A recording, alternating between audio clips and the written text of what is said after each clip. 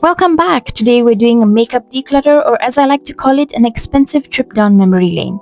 I already sorted through my lipsticks and lip glosses because apparently I have enough nude shades to survive the next apocalypse. So today we're tackling these top drawers, and honestly, they're a crime scene. Before we start, can we just appreciate this Charlotte Tilbury airbrush blush palette? Look at her. She's beauty, she's grace, the way she's so pretty to be buried under these 10 random palettes. Let's see what treasures and poor financial decisions we can find. First up, my highlighters. Why do I own enough glow products to blind an entire neighborhood?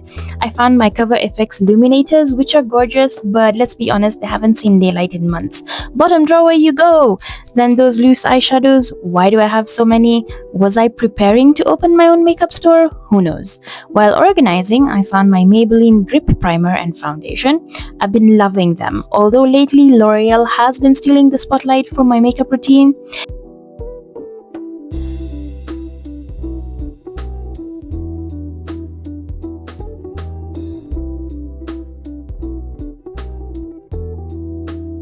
Speaking of new favorites, I finally got the Huda Beauty Easy Bake Powder in the shade Sugar Cookie and the setting spray. Safe to say, I get the hype now.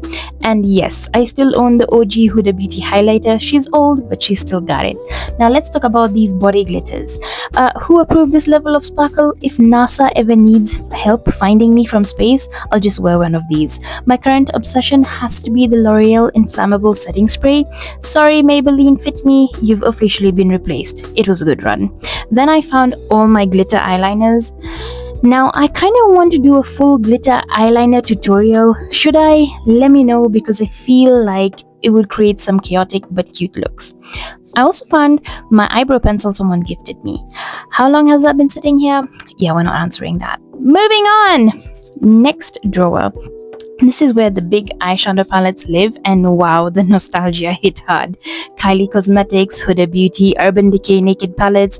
If you're into makeup back and you didn't own at least one naked palette, were you ever even living through the beauty guru era? Then I found my Tartelette palette. Still gorgeous. I also picked up this palette from China Square recently, and honestly, why is the pigment this good? Nobody warned me.